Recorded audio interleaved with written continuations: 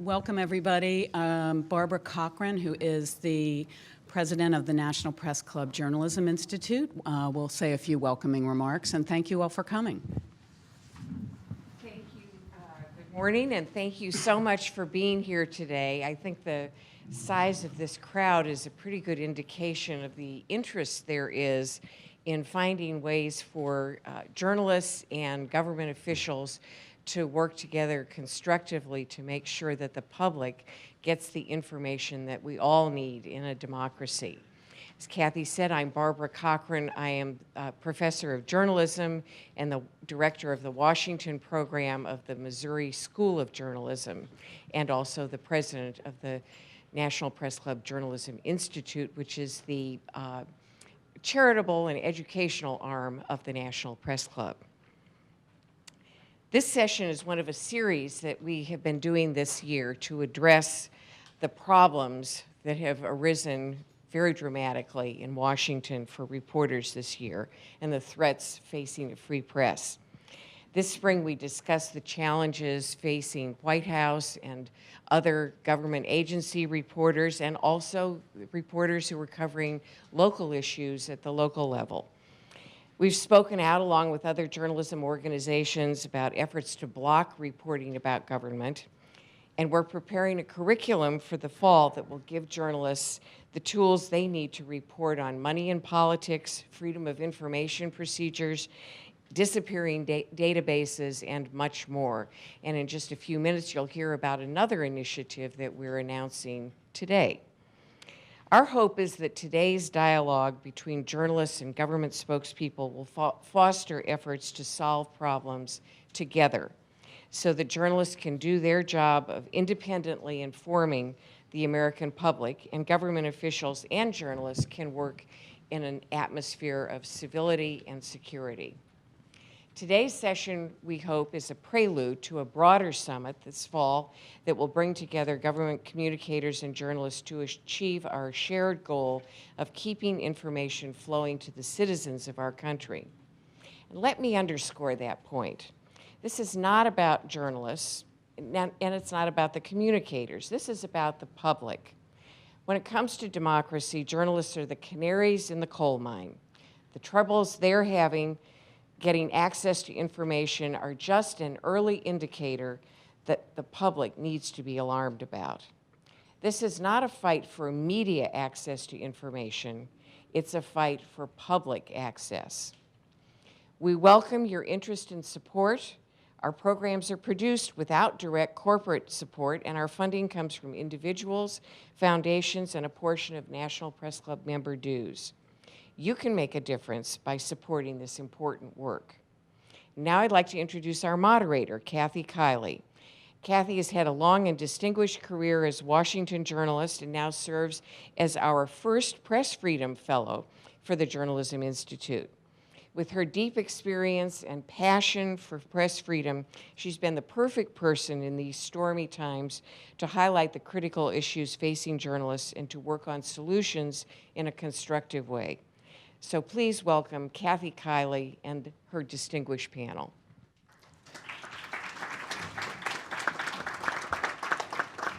Thanks, Barbara. I have a really great panel to introduce, and we have a really big audience here. So a few housekeeping matters. We do have Wi-Fi. It's E as in Edward, F as in Frank, L as in Larry, classroom.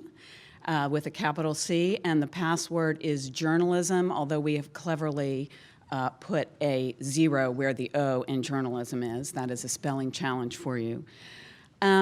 For those of you who have questions, we're doing this press club style. You have cards on your chairs.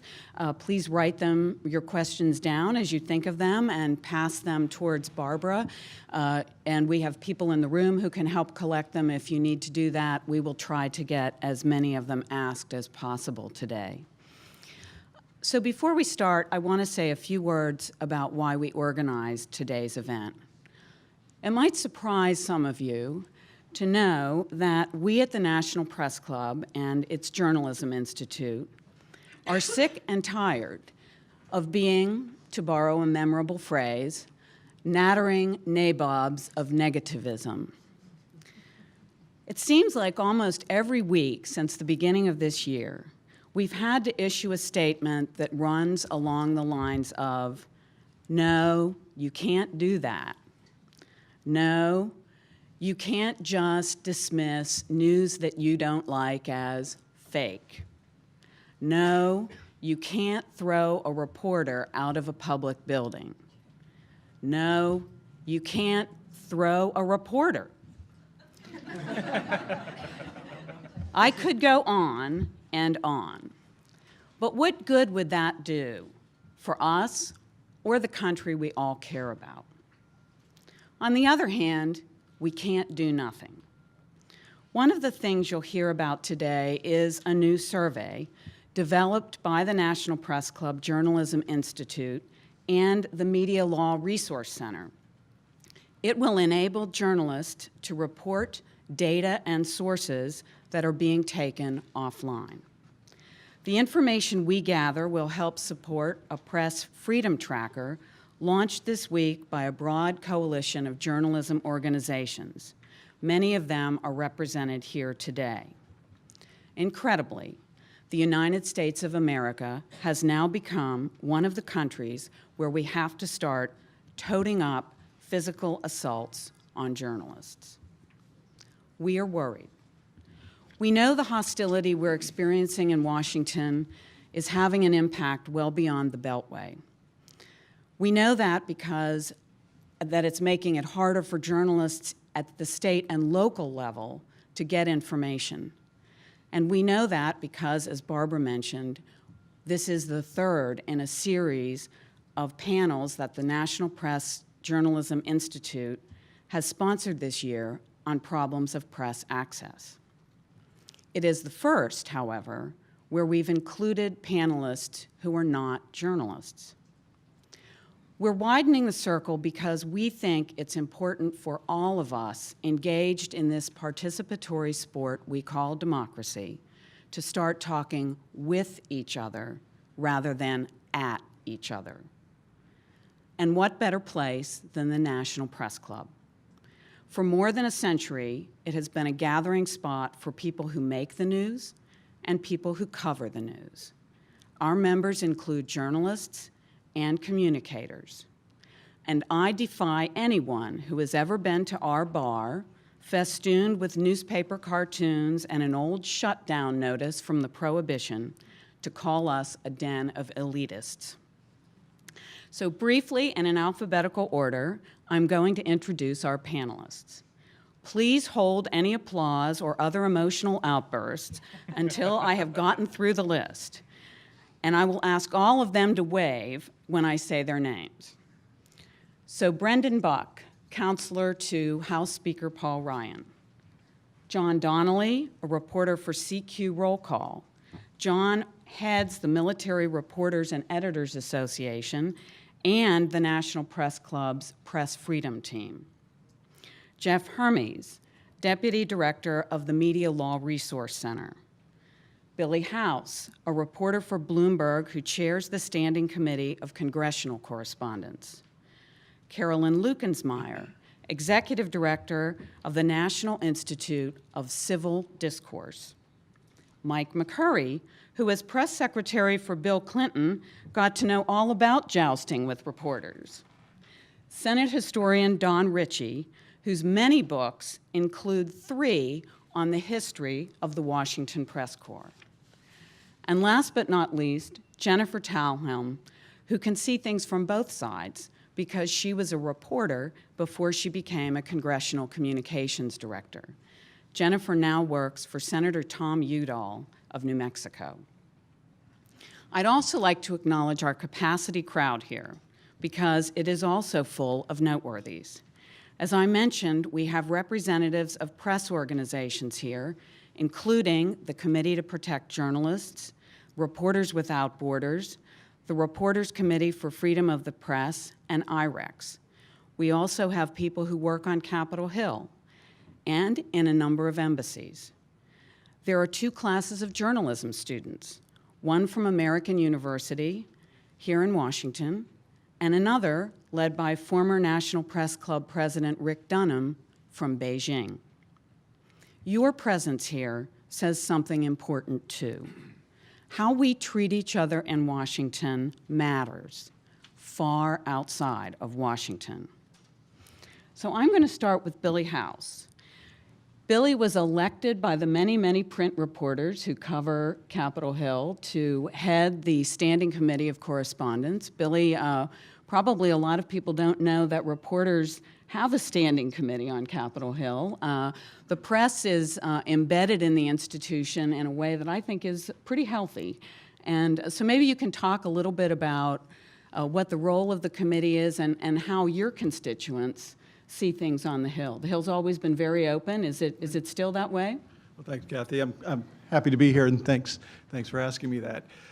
We are the Credentialing Committee for the print press at the Capitol. And this is an interesting time because there's a lot of frustration at the Capitol, particularly from the two wings and the one party that controls both wings of the Capitol.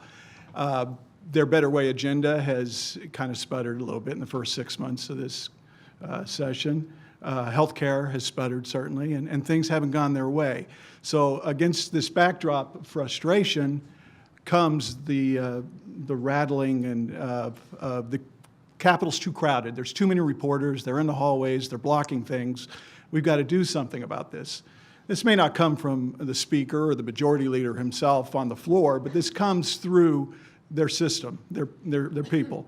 And it's against this backdrop that there's become some tension over where reporters can go in the Capitol, the access they should have to members of Congress, many of whom don't do town halls anymore, by the way, and apparently don't want to be asked questions after they leave votes or go to votes either in the U.S. Capitol. So against this backdrop are some real spatial and physical plant problems. I mean, there are certain choke points, if you want to call them, in the Capitol building itself that do create crowding and transportation and movement problems for some lawmakers. So it's against those two things we're wrestling with as the Credentialing Committee that must deal with A, fighting for access, and B, making sure that that access continues despite some real problems in the building itself. Billy, why should people care? Why should people care if reporters are able to walk up to a member of Congress and ask a question? Well, first of all, as I said, many of these members aren't talking at home. They're not doing town halls. They're doing teletown halls where they can control the audience. So when they come here, it's one point of contact for reporters that can actually ask them the tough questions. Beyond that, despite all the talk about regular process and committee, this particular Congress has been adept at holding a lot of closed-door meetings, trotting out legislation from those closed-door meetings without any public discussion about what's in it, even going to the floor and voting on items in which the member of the public and the press has not been able to convey any details about that. So to ask why members of the press are not outside those closed doors waiting to find those details so they can tell somebody what is going to be voted on, I think is a very fair question. We need to be doing that stuff. Brendan, want to rebut? Yeah, I do. Those are sort of disappointing comments. You know, I would challenge anybody to find anywhere in Washington where there's as much access to people doing things with power than the Capitol. The Speaker of the House holds 2 press conferences every week. There is a lobby off of the House floor where reporters are allowed and members come and talk. There's unprecedented access to basically anybody. And I find that sort of frustrating that you would suggest that there's an effort to crack down on press. In fact, we work very closely with the galleries. And I can speak from the time since Speaker Boehner took over. We have done nothing but liberalize press access in the Capitol. There's more access today than there ever has been. There's more information flow than there ever has been. I think the Capitol is actually an example of one of the places that it actually works really well. Most members of Congress get along very well with the press on the Capitol Hill. Most good reporters do not find it very hard to get information on Capitol Hill. Very little is a secret. And we like it that way. We think that's an important part of what we do. It's an important part of the culture of Capitol Hill. There are reporters everywhere, and we wouldn't want it any other way. It's part of the lifeblood of what we do, and we, certainly in the Speaker's office, try to do everything we can to accommodate that. And I'm sorry if some reporters aren't able to get everything that they want all the time, but it's hardly for lack of access in the Capitol. You know, in one of my old jobs, I worked for Speaker Boehner, and my job was to deal with the White House press, the reporters who covered President Obama. And to a person, anybody who's covered the White House, even in the Obama years, would tell you covering Capitol Hill is far superior to covering the White House. You have far more access. You know, the White House keeps a very tight lid on information flow. And you know, I ran into a well-known reporter just this week who was coming to cover the Hill for a week, was kind of just sent over to cover something who doesn't usually cover it. And she was ecstatic to be able to come back to the Hill, because that's where you can actually interact with people. It's where you can ask, you know, senators or members of Congress questions at any time. Not everybody's going to answer every question every time, but you know, they're there, they're accessible, and there's nowhere else like it in Capitol or in Washington that is the case. I want to, before I let Billy rebut the rebuttal, I want to turn to Jennifer, because you're from the Senate side, and you've also, as I said, you've been a reporter. You've done the job that Billy's done. You've done the job that Brendan is doing. What do you think is happening? There were some incidents on the Senate side where people were asked not to tape interviews with people. Can you talk about what you think is happening there, and are you comfortable with the level of access among politicians and reporters? You know, it's interesting. I see it from both sides here. I have worked as a reporter, and so I understand the frustrations of being a part of herd journalism in a way, and you're basically relegated to a few locations in the Capitol and in the buildings where the offices are, where you have the ability to stop a member and hope that you might get Move your mic up a minute or two answer in response to questions about pretty important and big issues. Especially when you're talking about big pieces of legislation that affect most of the country, healthcare being a really good example, where the details have mostly been hidden from the public. And the public has a lot to gain or lose from the decisions that get made. So I see it from that perspective, but I also see, you know, you're talking about a lot of people who are on very tight schedules, and when you're running past a phalanx of what can be, you know, 36 reporters or so on your way to a vote, it is very difficult to get from point A to point B.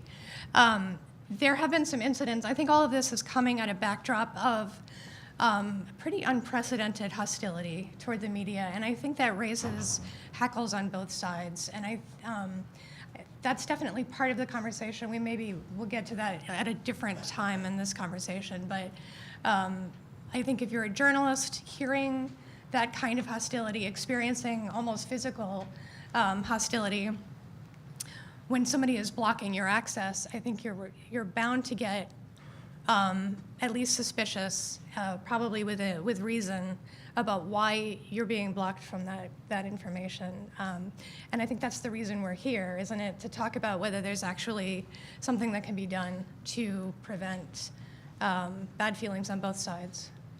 Dawn, can you talk about, put this in historic perspective for us, what you've written books about the relationship of the Capitol Hill Press Corps to the politicians. How does this current situation fit into that history, or is this really unprecedented? Well, I've been asked often about when did the relations between the press and the politicians become problematic, and I've pretty definitively traced it back to the first Congress and the Washington administration. Washington was certainly frustrated with the press, and many members of Congress declared themselves to be the single most misrepresented member of Congress right from the start. What's happened is, of course, that reporters need well-placed sources. Politicians need the press to get their word out, but they're often angry about the way the press reports them because they don't control that. And so there have been efforts throughout time to find some way, to some kinds of rules of behavior that both sides can live with.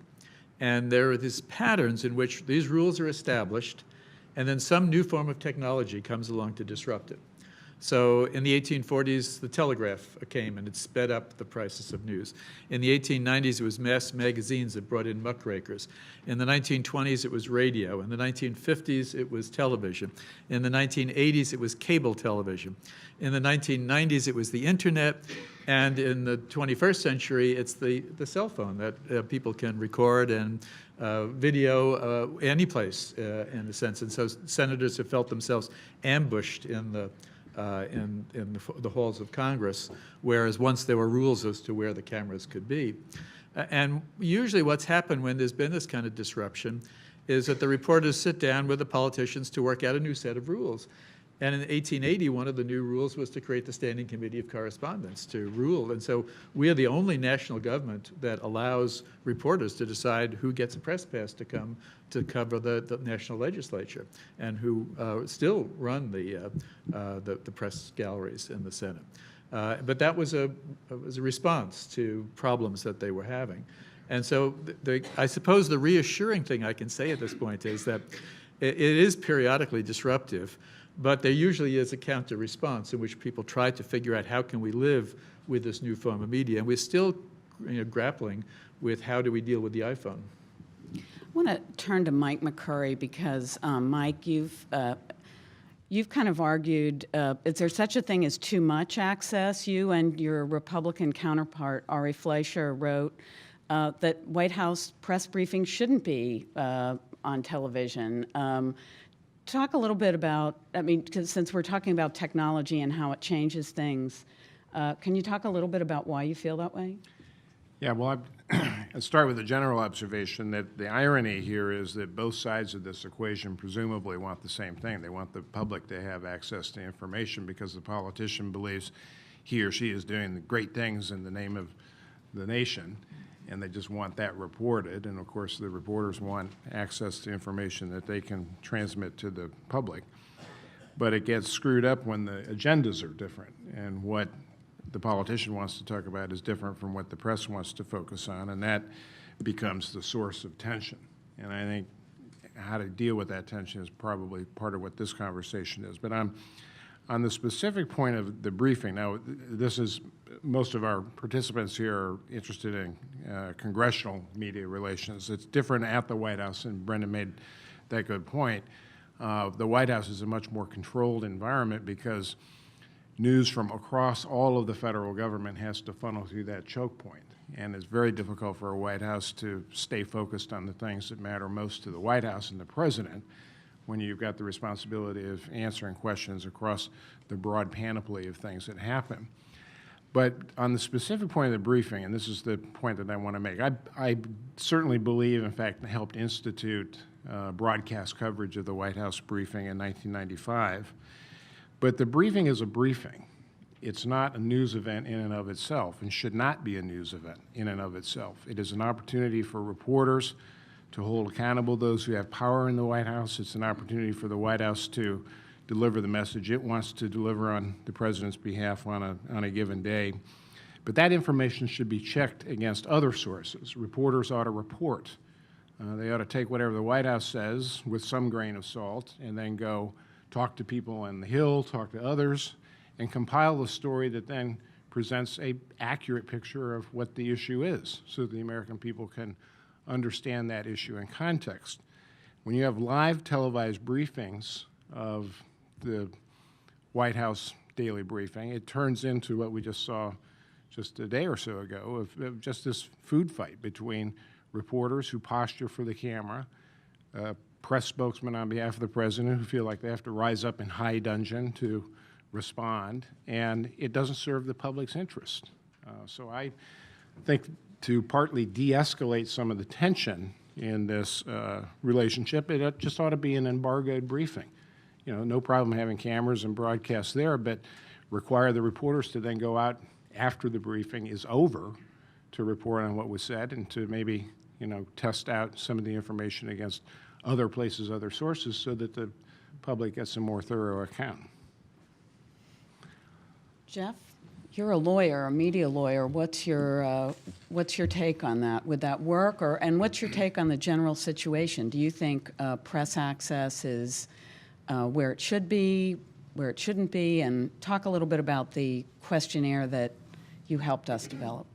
Sure. Well, why don't I start with the last question first, Yeah. and then we'll back into some of the broader issues. So the press tracker, which we've developed together, is a resource which allows journalists and others who have encountered issues with gaining access to information, whether it's a database that has disappeared, whether it's some other block in access to data, information, access to somebody you're trying to talk to actually submit a brief report on that incident to the database so we can compile that information and start to build a record of trends and information to answer pretty much exactly these questions. Is press access where it should be? Are there systemic problems which need to be addressed?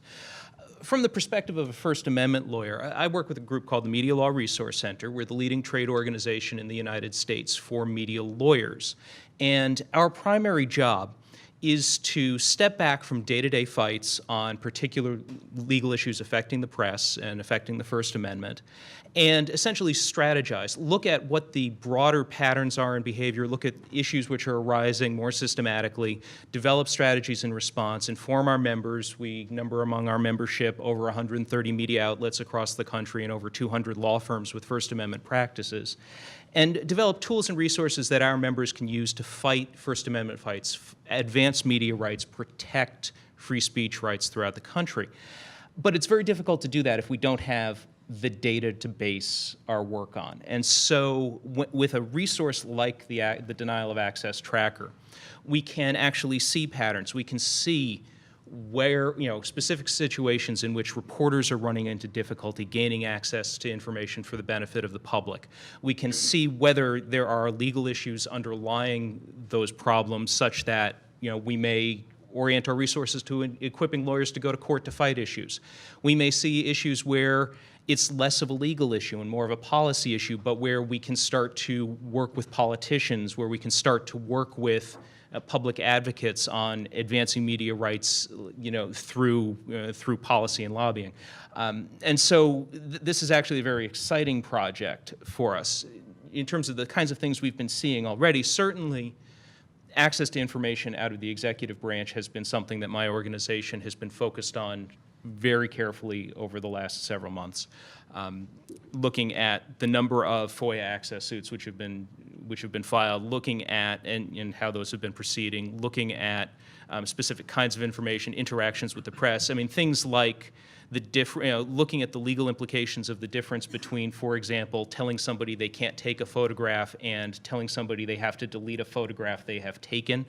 Those two things might sound very similar, but to a First Amendment lawyer, we recognize that you can actually have a First Amendment right to broadcast or publish a photo you don't have a First Amendment right to take. And so you can wind up edging towards issues like prior restraint in ways you don't expect. And so if there is a pattern where we start to see the dialogue between the press and the government shifting away from limiting access to places to blocking publication of material gathered, that would throw up a big red flag. I think Mike made an interesting point when he said that so much information has to funnel through the White House. I wonder why that is. I mean, Jeff, you can talk a little bit about, or John rather, you can talk a little bit about your own experience. You were at an agency an executive branch agency, but trying to get information. Tell us what happened and how has that compared? You've been a reporter for a long time. How has that compared with your past experience? Okay, well, I don't, this is at the Federal Communications Commission, and I don't usually cover them. I normally cover defense, but I was pursuing a story tip there. And what happened to me there bears out what Brendan said about how Congress is actually one of the best places to find information, and we're used to being able to walk up to people in a hallway and ask them a question. Now, Billy's right that there is a growing tension there, especially with more and more reporters up there responding to the latest tweet from down the street. So both are true, but I am accustomed to being able to walk up to somebody and just ask them a question. And I was at the Federal Communications Commission, and I didn't want to ask my question in the press conference because I didn't want to tip off other reporters, which is something that happens. We don't want to tell the world about what we're working on. So I was hoping to catch one of the commissioners as they were walking off stage. But apparently that's not allowed there.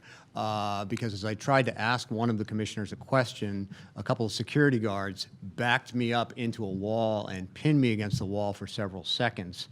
And not long thereafter, they required me to leave the building. So I was not thrown, but I was thrown out. And it was, I hasten to say, there were a lot worse situations that reporters have confronted here and around the world than what happened to me. But it does illustrate a certain mindset, and it is in contrast to what happened on Capitol Hill. The Federal Communications Commission chairman later wrote a pair of senators, Udall and Hassan, and gave really a misleading version of what happened, claiming that I was trying to access restricted areas, which is not true. And if they perceive that I was trying to do that, then that is their real security problem, that they can't tell the difference between a reporter trying to ask a question and somebody who's a real threat. And you were wearing credentials. Oh, totally, yeah. In fact, this very suit, which is not a credential, but just to let you know that I didn't look like somebody who was about to tackle somebody. I had a notepad, I had a recorder, I had my press pass, and this is an area where, in order to enter this area, it is a public meeting, but in order to get there, you have to go through a metal detector, you have to have your ID recorded, etc. And when I asked them why they pinned me against the wall, they said, "Why didn't you ask your question in the press conference?" So that tells me they knew I was a reporter, okay? So there was no confusion about that. So, Carolyn, I'm going to come to you to wrap up this round because you're the peacemaker here, and your organization was founded after Congresswoman Gabrielle Giffords was shot. And I think it's important to note that the hostility that we're talking about and the deterioration of our political discourse affects more than just reporters. We've had another member of Congress shot, and so I think it's important for us to have civil discourse. And you've just listened to a bunch of people vent and give some different accounts of how they think things should work or not working. You've worked before with reporters and editors in Ohio. Can you talk a little bit about what might be a way forward here? Well, I think I want to put in one piece just of information about how the public sees this issue, not only between government officials and reporters, but frankly between themselves and government officials and reporters. So the Weber Shandwick has been doing a Civility in America poll for 7 years. And in this last release, which was just January 2017, fully 75% of Americans, red states, blue states, purple states, believe that incivility is a crisis in America and believes that it is reducing our standing in the world. And a word that I think needs to come into this conversation when we're adding the public is the issue of trust, and the trust of the public in government institutions and the trust of the public in the media. And most of you know this, but both have fallen to lows that haven't been seen since Gallup started asking those questions after World War II. But there are some bright spots in terms of what can be done in the way going forward. In October of 2015, the National Institute of Civil Discourse convened in Ohio because it is a swing state, because it was the year before the presidential election. We brought together a little over 50 people, a third of whom were journalists practicing in all four mediums, a third of whom were elected officials, mostly state officials, but some of the Ohio House delegation was also present, and the rest were citizen leaders, heads of civic organizations.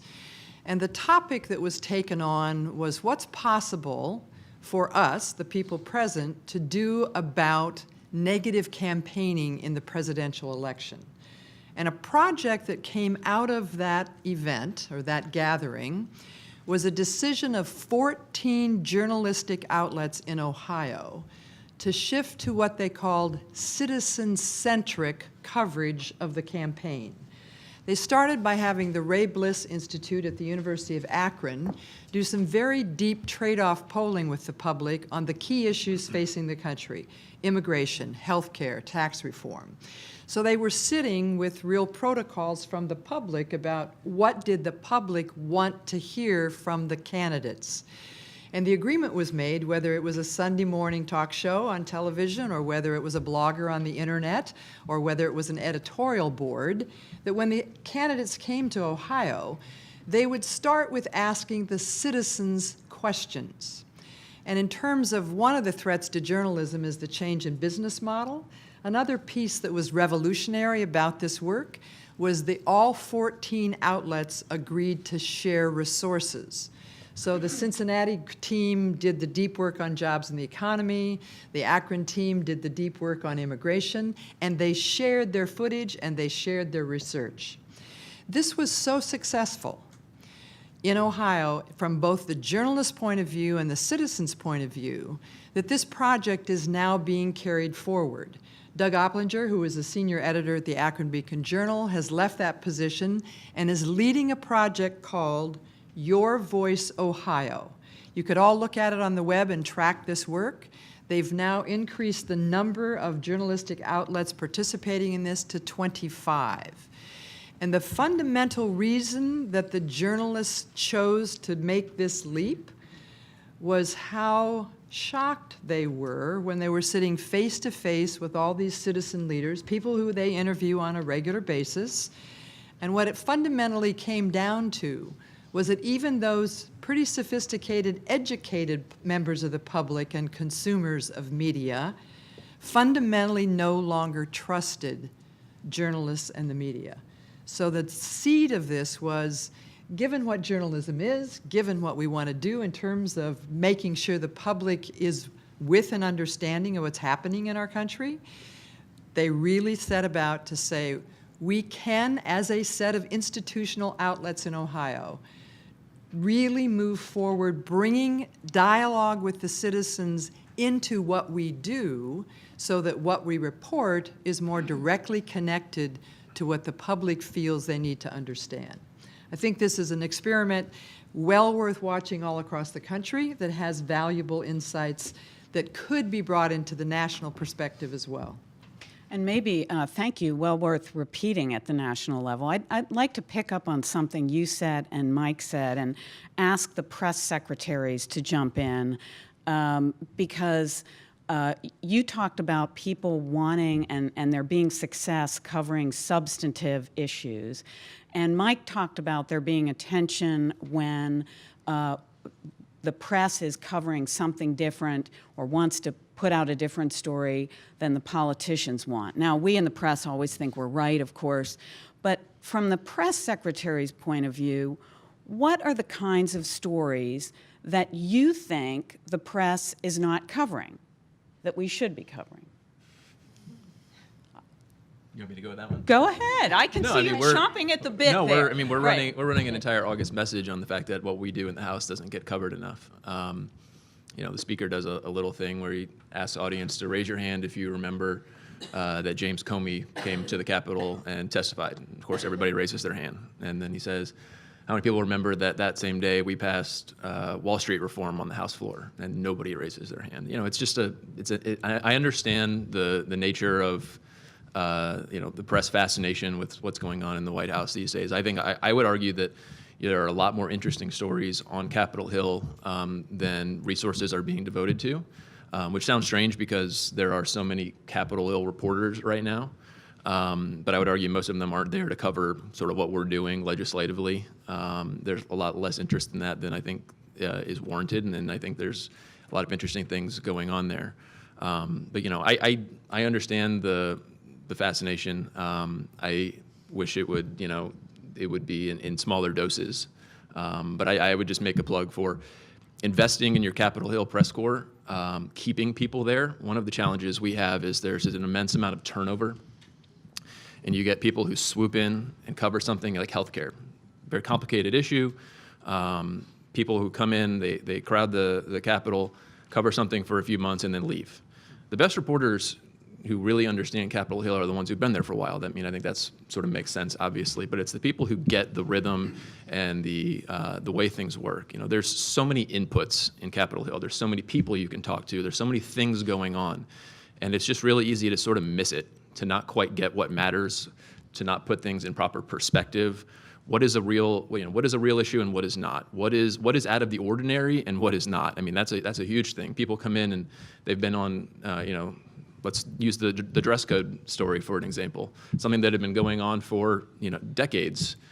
Someone who had just come to the Capitol Hill to cover for the first time noticed Can you explain what the dress code story was for people who might not know? Did anybody miss that? Yeah, there's a longstanding sort of unwritten dress code that goes on around the Capitol, not the Capitol complex, but the floor of the House and the Speaker's lobby. And I guess over time it had been determined that sleeveless dresses were not appropriate.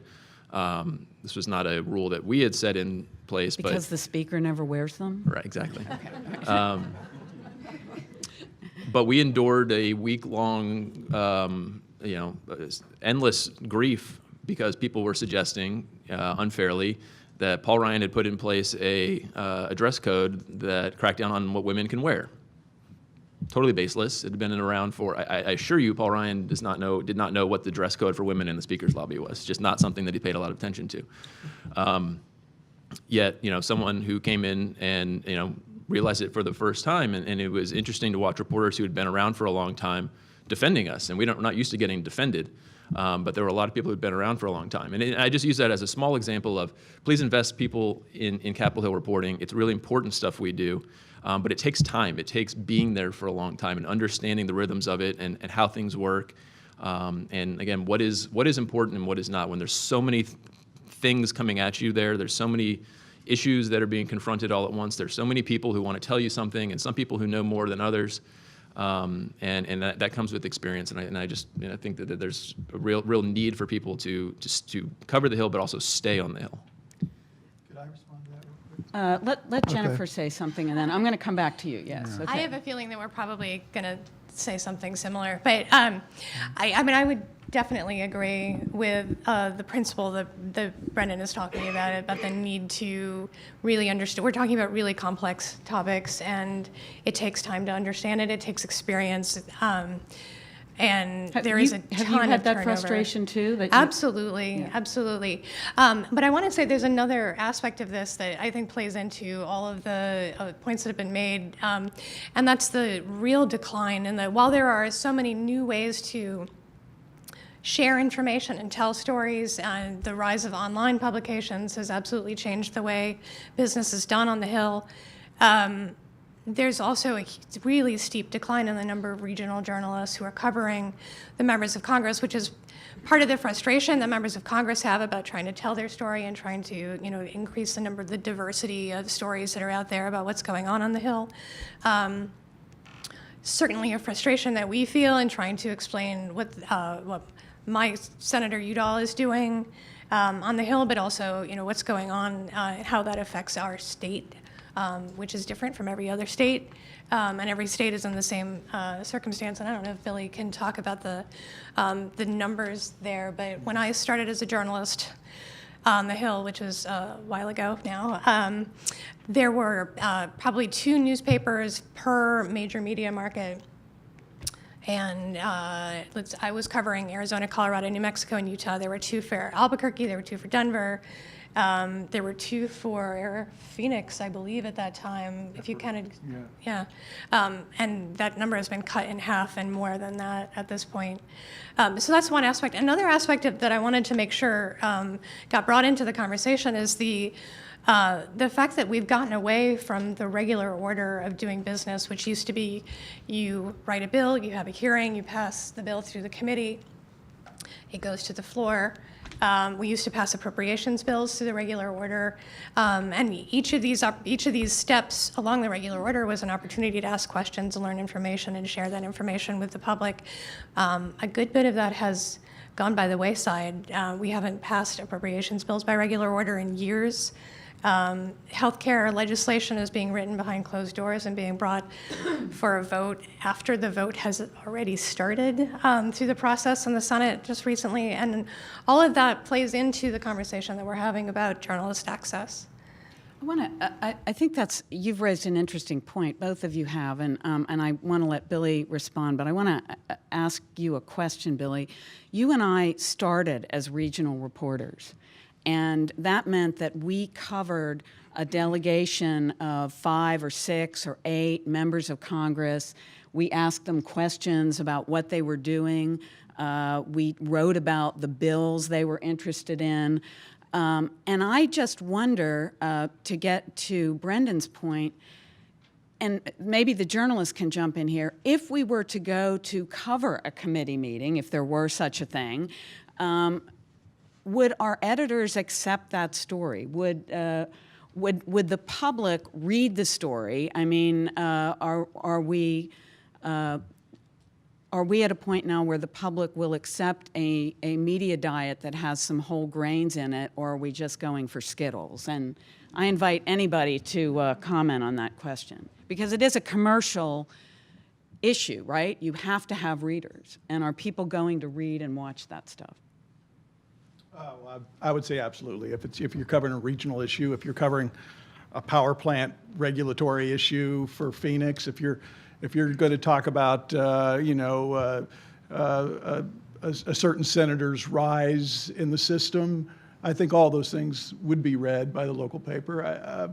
Newsflash, though, and this may be surprising, at least with the standing committee, the number of credentials haven't gone really up or down in over a decade. That might be surprising in the age of the web and internet and special niche sites. What is changed is that they're showing up at the Capitol. Where the Cleveland Plain Dealer may have at one time had 10 reporters in D.C., one covering agriculture, one covering defense. That doesn't happen, surely. Those regional type bureaus don't exist anymore. But the number of credentials are the same, and they're now showing up at the Capitol more often, and there's a reason for that, because that's where the news is. That's where the power that be wants to overhaul the healthcare system. That's where they want to flip the tax system around. So I would not fault reporters clogging the hallways of the U.S. Capitol. I would say that there's a relevant reason for that. Now, I wanted to respond, and I agreed with a lot of what Brendan said. But on the dress code, here's the real story on that. The Speaker of the House went to the U.S. House floor to admonish members that they would have, that he's going to keep an eye on them. They better watch, they better abide by the dress code and other rules of the House floor. The Standing Committee received a notice from the protocol officer over at the Speaker's office that, by the way, that includes the Speaker's lobby, one of the key points of access for reporters with members. It's a room right outside the House. So in other words, the dress code would be enforced and focused on for reporters. Now, we didn't see Speaker Ryan out there looking people over, looking their shoes over, looking their clothes over. But what we did have were security personnel, U.S. Capitol police officers, essentially being turned into disco bouncers from their views of what were the right shoes, what were the right dresses, what were the right anything, belt, who knows. And I think Don alluded to this. There are rules, and then there are rules that are written down. And when rules aren't written down, they may have been practiced for years. Older reporters may look at the younger reporters and say, we've been here, that's been the rule. But I don't fault the younger, newer reporters in Washington for saying, where are those rules? Can I read them? And that's exactly what a number of them did. And as a result, we find the Speaker's office now saying they had nothing to do with this.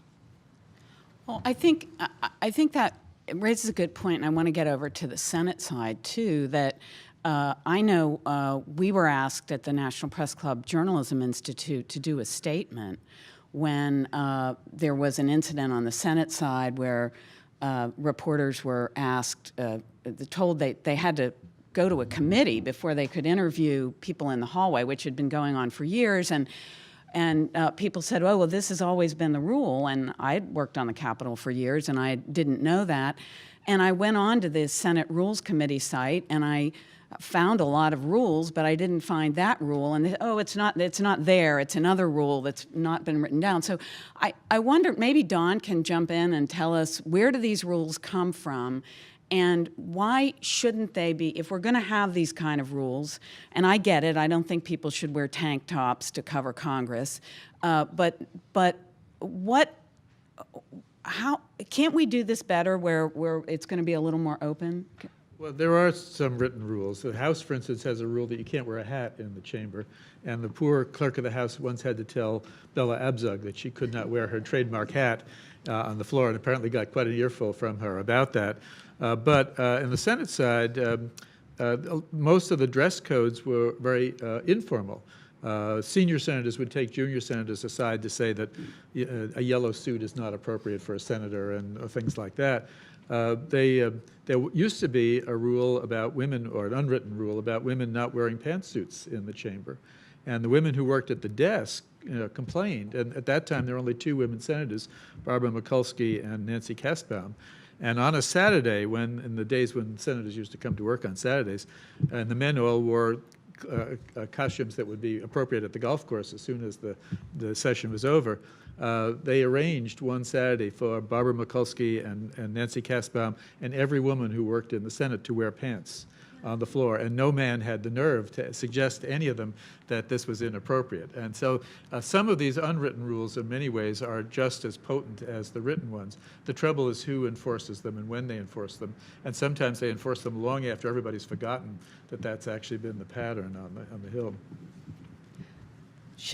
Yes, go ahead. In defense of I didn't mean to suggest that the reporter was wrong in questioning the rules. In fact, we followed up a week later and changed the rules, and that's not my point. My point was that people took what they saw and suggested that this was a rule that Paul Ryan had written and was now enforcing it in an unprecedented way. It's a rule that had always been enforced, and it would be wrong to suggest that it wasn't always enforced. So I question no one, or I don't challenge anybody for questioning the rules, and to continue the story, the rules were changed as a result of that, and that's fine. I just wish people would take a little more time in this day and age to put things in a little more perspective, and to not make everything out to be an unprecedented attack. It's not. Let's work together. We work really closely with the galleries. Despite what you may hear, we work really closely with Billy's Gallery, Annie Tin. We work really closely with the Radio TV Gallery. We want to be partners. We want to be able to have sober conversations about what are rules that make sense for everybody. We have no interest in blocking access to anyone. That would be counter to the way that things work on the Hill. We want there to be a vibrant press corps there. We do. We just want it to make sure that it's safe, that someone's not going to get a concussion by a camera running down the hallway and things like that. There's been never been, in my experience, in my 7 or 8 years in the Speaker's office, never been any effort to curtail media access. If anything, we have liberalized the rules.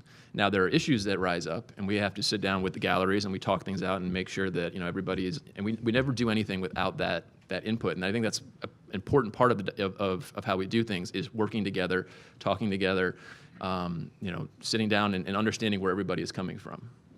Do people think that the speed of information traveling now has altered the equation at all? And is there any way to cope with that? I mean, do you find that people are working under such competitive pressure that it's changed the relationship between reporters and the people they cover? I'd like to take that, and I'd also like to talk about the Senate rule that you're talking about, that the incident in the Senate, I think was the rule was about there is a standing rule about having cameras in the hallway, and you are supposed to have permission, and cameras can only be placed in certain places in the Senate office buildings. I think the issue that came up in that incident was that it was a rule that had basically been bent most of the time, and reporters had shaped the way they were doing business based on the way the rule had been interpreted and enforced. And then you were having a situation, I believe part of the concern, and I did inquire with the Rules Committee, I never did get an answer back about why that rule had suddenly been enforced. But my understanding was that there was a concern about outside cameras and the question of who's a journalist and who is not, and what are they using the video for, and is it a legitimate journalism purpose or not? And that's a good question, I think, for Billy to start bringing up. And I believe that the rule enforcement was then dropped by the middle of the day, and things went back to the way they normally had been. But I think it's right for journalists. My Senator Udall was among the other senators who raised questions about why that rule was suddenly selectively enforced, and if it is being selectively enforced, what information is it that you're trying to hide exactly? And so I think it's a healthy thing for journalists to question the rules and why they're enforced and when they're enforced. And I think the same thing goes for the dress code and the speaker's lobby. To get to the question, though, that you were actually asking, I would have to say that's one of my biggest frustrations is a journalist who comes to you in a hurry on a complicated issue. I certainly have been in a situation where I've said, okay, you've got a half understanding of the issue that you're writing about. I would like to spend time with you explaining what it is that you're writing about. In one particular case that I can think of, there was a lot of context that I wanted to share that I thought would shape the aspect, the end reporting, and even the question of whether the person had a story or not. And the person was on deadline, whether they wanted to go home or not. I'm not going to make a judgment, but they definitely didn't sit and take the time to understand the story, and I felt like the story was wholly inaccurate, and I think that happens quite a bit. There's a rush for to be first over, and I think that sometimes takes precedent over being right. And I think that's an issue that journalists have always had to struggle with, but it's in the days of breaking news by Twitter, it's a much more serious issue now. Kathy? Yes. I comment on that because I think it's a very fundamentally important point.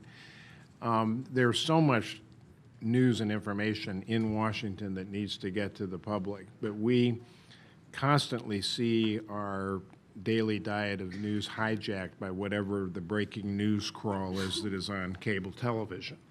And that is driven by this competition model that says we've got to beat the competition to the story. It's getting the scoop. It's getting the headline first. And that is an economic model that does not serve journalism particularly well. We were talking about the decline in number of regional bureaus here in Washington. The number of newspapers that maintain Washington bureaus has sharply declined. One concern I have is when I first came to Washington in the 1970s, most of our major federal agencies, the Labor Department, HHS, others, had full-time reporters covering those agencies that were there every day on the premises. And that's, by and large, discontinued now because the storyline has to go through either Capitol Hill or the White House. So I don't know what can be done about it, but if there was an economic model for the news enterprise that was based on substance and thoroughness rather than speed, I think the public would be better served. And if it takes the New York Times or the Washington Post an extra day or two to get that thorough story that everyone relies upon, but the public then knows, okay, now I've gotten a source that I know I can trust, because Carolyn made a very good point, only 24% of the American people trust the government in Washington to get it right. And the number that trusts the media is even lower than that. In fact, it's about half that. And I think that's because people know that they're not being served information that they can use and act upon. They're getting, this tangentially interested psychodrama stories that are usually titillating. I have some experience with that. And they're not getting the kind of deep reporting that really are about the things that affect their lives. The regulatory agencies, many of which are getting blown up now by the current administration, there are severe consequences in the daily lives of the American people for that, and there's probably very little journalism in and around that subject taking place in this city today. And so I think maybe we have to look more deeply at what the economic model is that will sustain viable, profit-making news organizations. John? Just real quick, I think Mike's right that there are far too many titillating and maybe stories of possibly questionable veracity. On the other hand, I think most of the news that you're seeing is accurate. Maybe it's not complete, but most of it is accurate. And but we're definitely not talking about a lot of really important issues that we should be talking about. We're about to have a Holocaust in Africa. Millions of people are going to die. No one's asking any questions about what the United States government is going to do about that. But one thing that I don't think has been brought up that I've noticed here is the rise of ideological news outlets, which, these are news organizations, you know who they are, that are interested in pushing a certain agenda. And if they happen to tell the truth in the process, well, that's great. And that's a huge problem, not only for the democracy, but also for sort of and this is also a problem for the democracy, the trust that people have in journalism, that people have referred to here. One of the reasons people don't trust news organizations is because they are producing this ideologically tainted information in a lot of cases, not all the time. And so you got a substantial portion of the population that believes the news media is too left-wing and a substantial portion that believes it's too right-wing. And that has a lot to do with why we are held in low esteem. Do you want to say something? Go ahead, Carolyn. What you're bringing up, John, we also see in terms of the public's dealing with each other on these issues. Because they're dealing with different sets of facts, it becomes very, very difficult to have a civil conversation between people who are on different sides of an issue. And I think, we're focusing a lot here, as we should be, in terms of the relationship between journalists and government. But I think something we really have to pay attention to that's equally a threat to our democracy, not since Reconstruction have we seen the kind of judgment of one American about another American. The flashpoint was who voted for Trump, who voted for Hillary. This is now almost 9 months after that election, and Americans are still vilifying and demonizing each other for the differences in their vote, or the differences on immigration, or the differences on health care. And there is a direct link to where they get their facts. So when we're working with the public, we have to do a tremendous amount of work to introduce enough information that's actually shared information that everyone present will agree is factual. I may not agree with it, but it's factual. That's getting tougher and tougher to do with the public. I'm going to turn to Jeff next, but I wanted to remind everybody we're heading into towards the home stretch. So if you have questions, please pass them up to us. Do not be shy. You do not look like shy people. And we'd like to hear from you as well as from our panelists. So we're ready to accept them if you want to pass them up on your cards. Jeff. So I'd just like to throw out another data point which relates to the last couple of comments in terms of shifts we're seeing between relationships between the public and the press, the public and one another.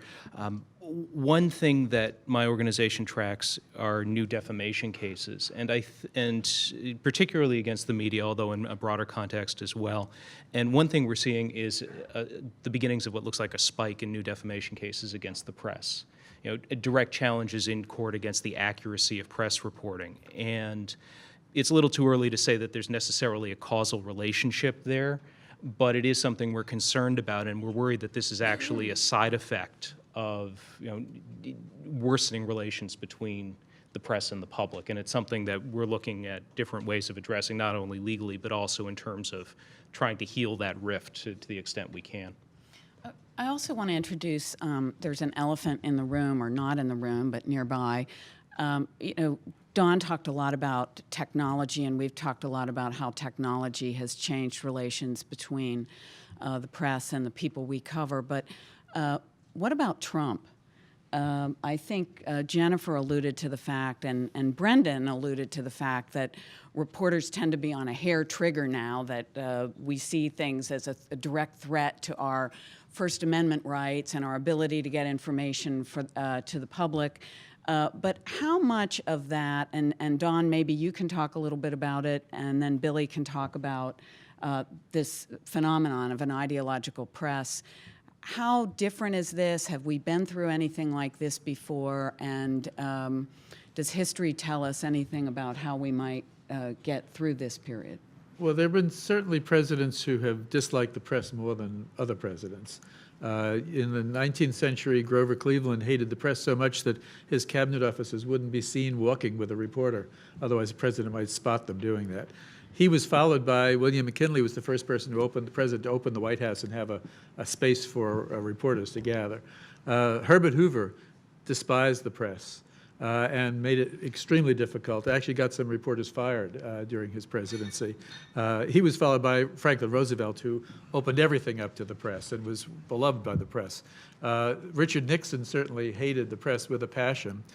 In some respects, he was followed by Ronald Reagan, who figured out how to, having it being ideologically even further to the right than Nixon was, and the press corps being sort of liberal at the time, Reagan figured out ways to be a sunnier president to some degree than the Nixon stormy approach. So that we do have these sort of actions and reactions. And right now we're back in a presidency that really hates the mainstream press. And so one can only assume that whoever runs to succeed him is going to try very hard to do absolutely the opposite of whatever this administration is doing. Mike, do you agree with that? Yes, I think every president gets frustrated and exasperated with the press corps, but the belligerency that we see this president and his attitudes towards the press, I think is rather unprecedented, certainly unprecedented in the modern era.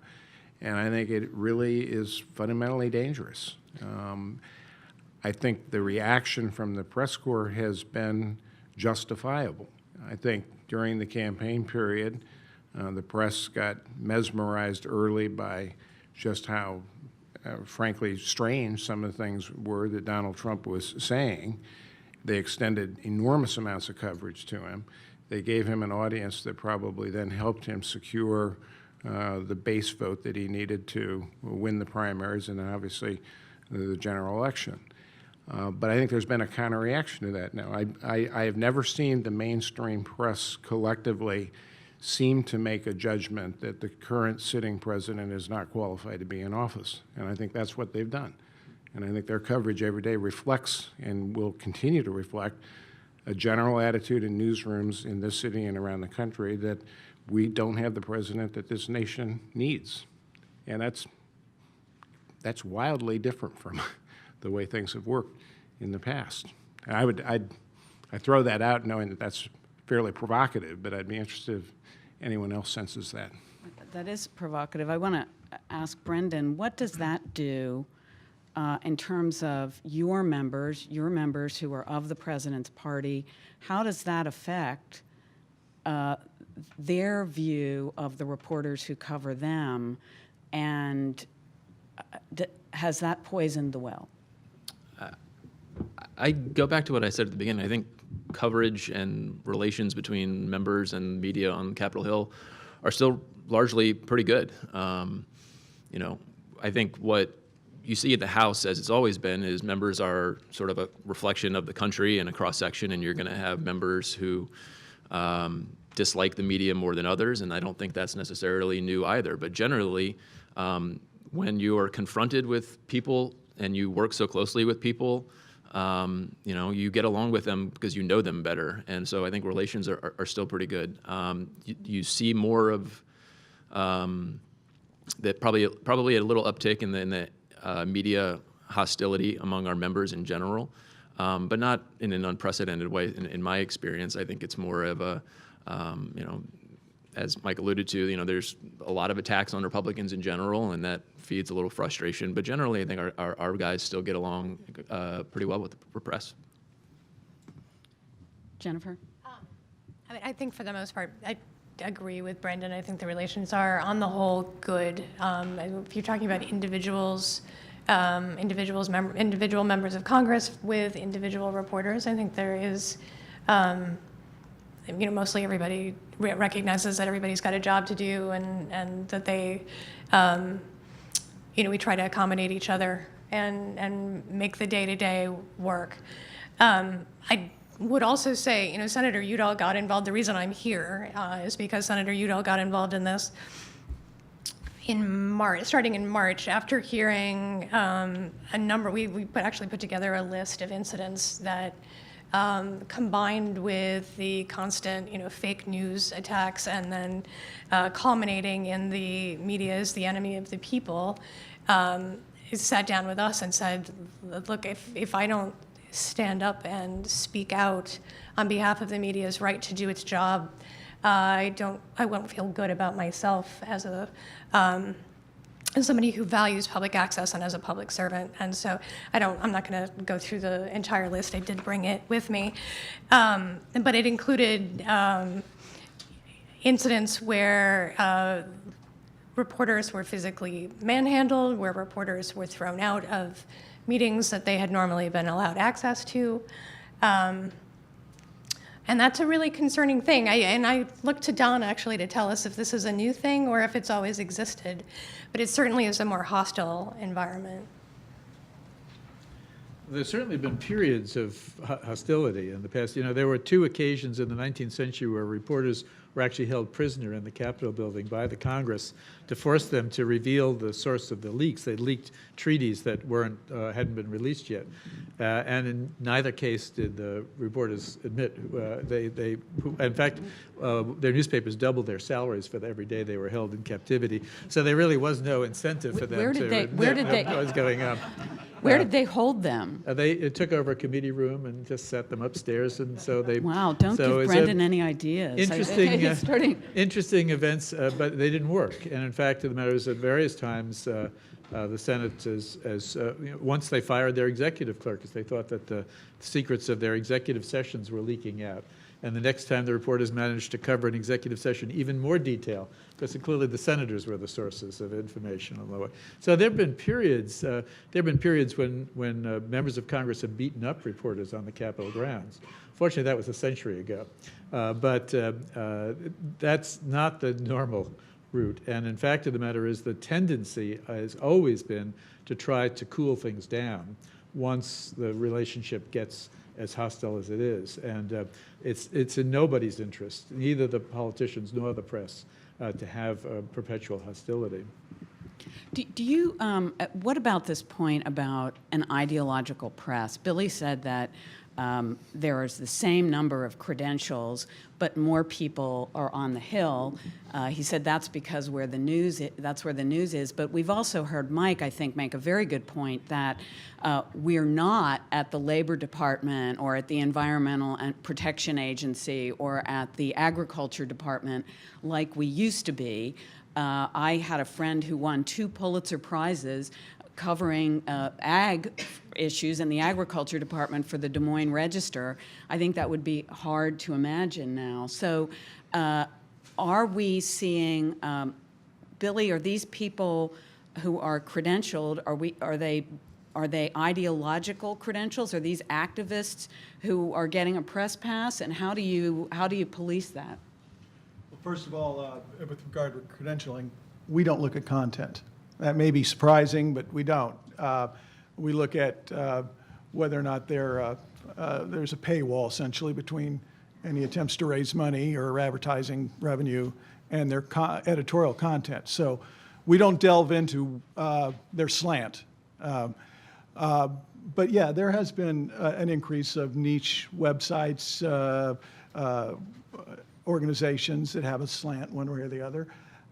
We don't, as the committee, and have never in the decades that's been formed, ever looked into content. This is it's an issue. I think it's important for people to understand that how difficult I think the rise of digital media has made it, because, as Don said, the rules have changed, and the technology has changed. And I remember when I was on the standing committee, people were saying, well, it was just the dawn of the internet age, and people were saying, how do we decide if somebody gets a credential? And someone said, oh, it'll have to be someone who is already affiliated with a an established organization. And I said, well, I don't want to be the person who stands in the way of the next I.F. Stone, which really dates me, but I.F. Stone was an independent journalist who cranked out his own newsletter. He was a blogger before blogs existed, and so I think it makes it very difficult trying to determine who gets a credential, don't you think? Absolutely, and there's a lot of cross-pollination, a lot of movement in between the various new entities. Reporters move around quite a lot. So. Do you agree with Brendan's point? You and I and John Donnelly covered Capitol Hill for a long time, but we may be exceptions. Are you seeing a turnover, and do you think that's affected the way Capitol Hill is covered? Yeah, I mean, I don't want to sound like I'm talking about when ice cream was a nickel and that sort of thing, but that's definitely true. Whether or not in the long run that's a good or bad thing, whether or not we see more fresh eyes at what we're doing and that's a good thing, or whether the lack of experience or lack of just acumen or know-how about what's going on, or even the rules of the processes, it kind of hinders some of the reporting. Certainly it does at some point. But I'm not going to sit here and say the young whippersnappers don't have a keen eye on some things that I might not. So I'm not going to do that. Don, before we go to questions from the audience, do you have any observation about this tendency in the press, that the more ideological tendency of, is there historical precedent for that? We like to talk about the objective press, but there's always been a press that's for advocacy. A press that's tried to do things, filling in gaps. And for a long time, the black press was the only part of the press that was talking about civil rights, because the white mainstream press wasn't addressing those issues.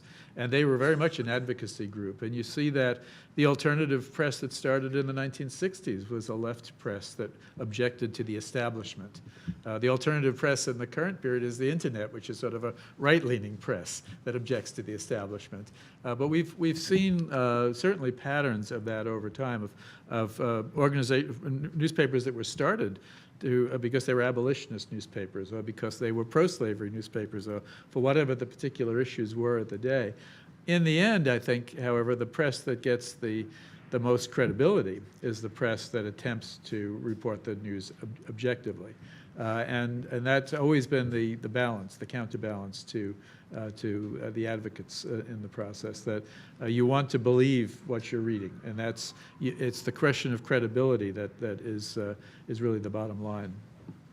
Jeffrey, do you have any thoughts on the legalities of this, how this has changed, and do you find people pushing and saying, I'm not getting the access I need because I'm not in the mainstream press, whatever that means now? Well, the issue of who is a journalist from a legal perspective has been one which has been floating around pretty much since for a long time, but it definitely came more into focus with the dawn of the internet, and particularly with the dawn of the social media era, in terms of things like getting press credentials, being allowed access to journalistic events, and this kind of thing. That issue came up when Congress was debating a federal shield law, and was a significant sticking point in terms of whether or not such a bill could pass, defining the range of people who could be protected. As a First Amendment lawyer, I try to take a broad view of journalism, recognizing that might have some practical limitations, because the broader the rights we can fight for, the better we protect the core of journalistic activity. So, if we can protect the fringe to make sure they have First Amendment rights, the folks in this room will certainly have them. So I guess what I would say is that it's an ongoing issue. It's something we focus on. We try to push rights outward as far as possible, but you do get to practical considerations when it comes to things like who gets access to a small room, who gets to be a member of the pool. Are you allowed to take into account, for example, the size of an audience when determining who's allowed into a pool? Are you allowed to take into account the nature of the medium? There was a court case where a federal district court ruled that it was unconstitutional to exclude. I believe it was unconstitutional to exclude all television broadcasters from a particular press conference and only allow in print journalism, because that would have, a restrictive effect on the reach of the information, and that the government shouldn't be making those choices. So that would scotch Mike's idea. Well, these are so heavily context dependent, it's difficult to, draw broader rules. I mean, one thing I would say generally when it comes to legal issues in the context of this discussion is that legal remedies should almost always be a backstop to informal remedies and negotiations between journalists and those they cover for the access they need. We're a little bit like surgeons. We come in, you never want to need us, but when you do, you really need us. And so, when we take a look at the kinds of issues which we're facing now, ordinarily, things like relationships between the press and the Hill, we're not particularly concerned. Well, I mean, we're always concerned that journalists are getting the access they need, but we don't have any real red flags right now around Congress. The nature of the hostility between the White House and the press is such that organizations like mine are definitely marshaling our resources for legal challenges in a number of different forums. So I guess, just in terms of going back to an earlier point of this conversation, when we're talking about, what have the relationships with the White House done? I mean, to a certain extent, it's escalated the level of preparation that we're undertaking as media lawyers for fights which might come up.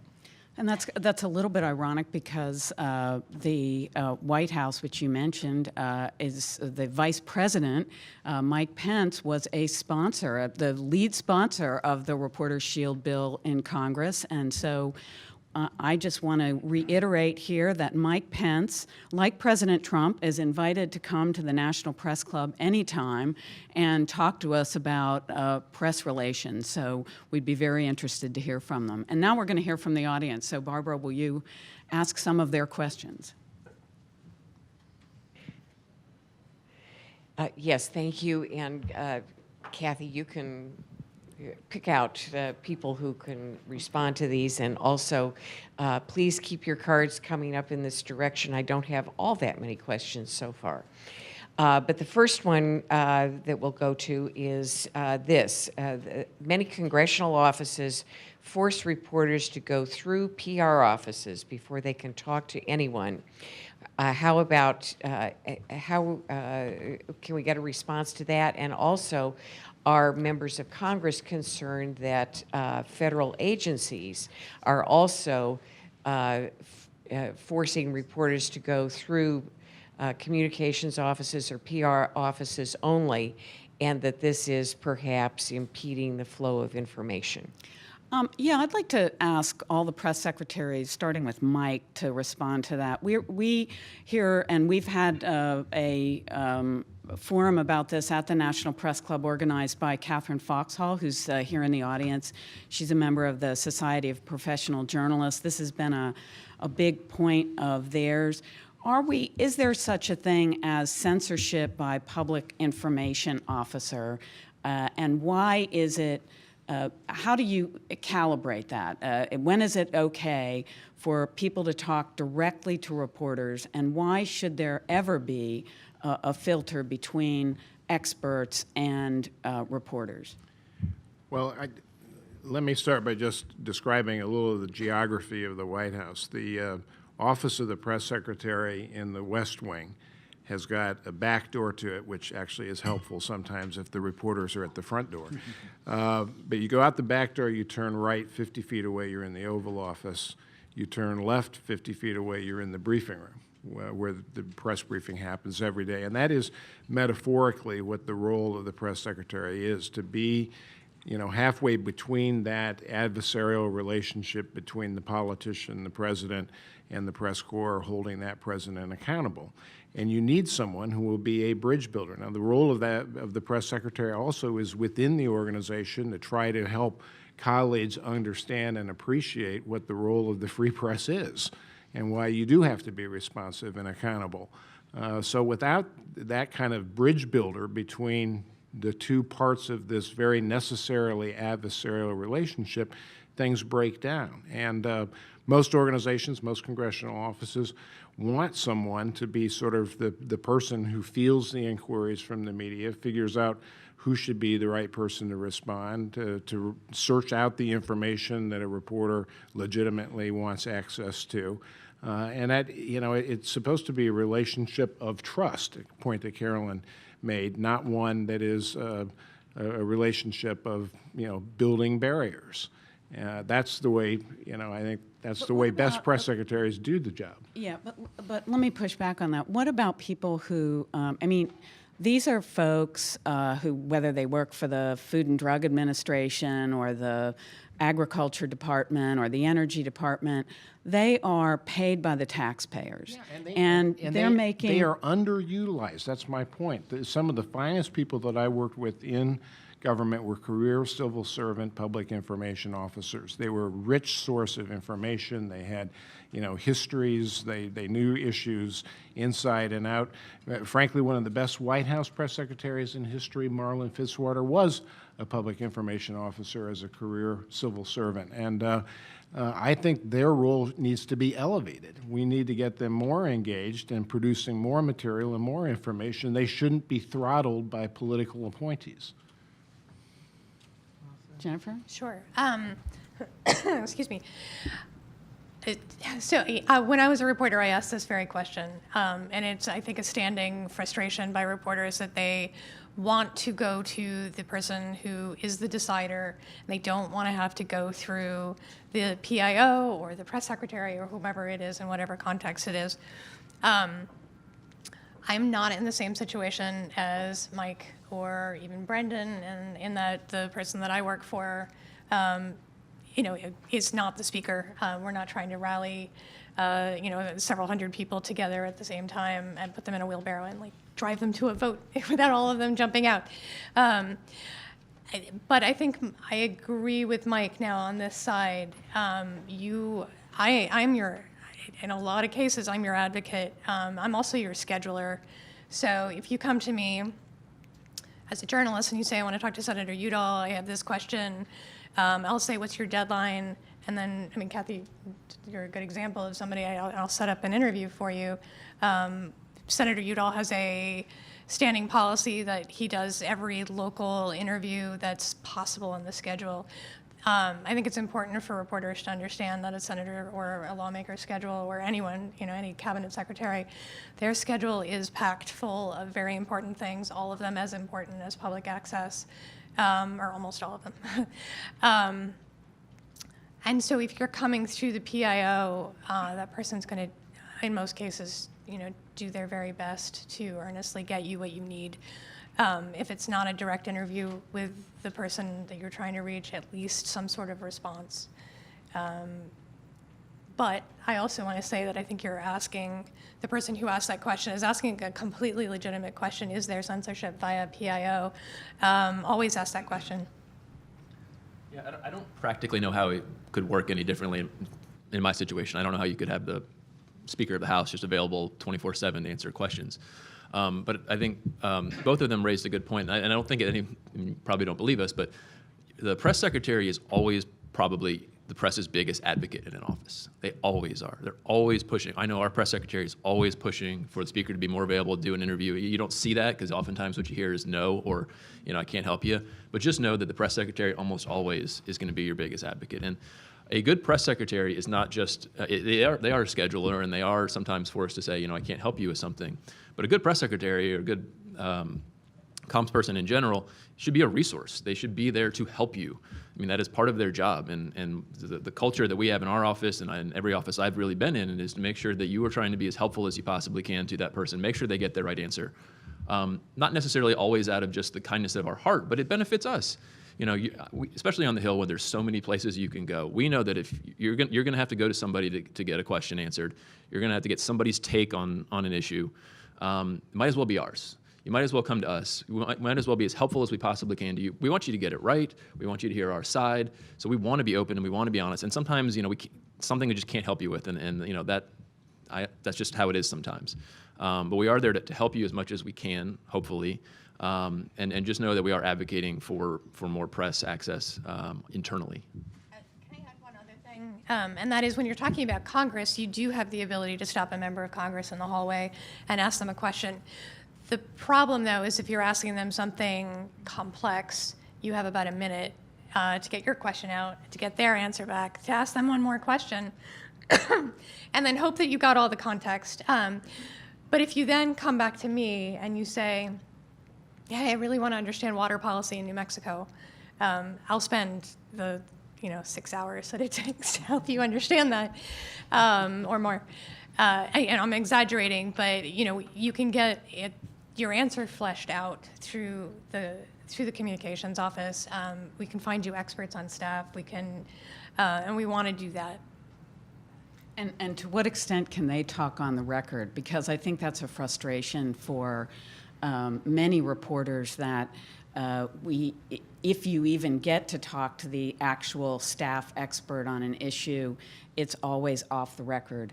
And that becomes very difficult and problematic because your editors, and I think your readers, for reasons of credibility, want to know who those people are. For me, it's just we love connecting people with policy experts. Sometimes it's mostly just a matter of they're not trained spokespeople and they aren't necessarily as articulate as they may need to be on a certain issue, and it can be as simple as that. But I think the point is we want to be able to get them the information they need to, and I think that's as important as hopefully as important as having the quote. And if you need a on-the-record comment, hopefully we can provide that. But hopefully the most important thing is that you're talking to somebody who actually knows what they're talking about, and we can connect you with those people. John. Since basically spokespeople have answered this question so far, I figured I should throw in the reporter's perspective. Number one, we absolutely love and rely on public affairs people and press secretaries. They're absolutely critical, and they help us so much every day. However, I don't agree with the proposition that the press secretaries and the reporters are always aiming for the same objective, and it's just a matter of how to go about doing it. There are a lot of times where reporters want to get at a story that either a lawmaker or somebody in the executive branch doesn't want them to be dealing with at all, and is trying to thwart them, block them from getting, or they just don't have time for somebody because this reporter only has a small circulation and they're not interested in it. And so there are plenty of times where we need to talk directly to people, and there are plenty of times where it's not just a difference of how to go about things, but a difference, fundamentally opposing objectives. I would hasten to add that Capitol Hill is a great place for access. I have no problems with access on Capitol Hill. I don't actually have a big problem if talking to staffers on background, it's kind of understood that that's the way it goes.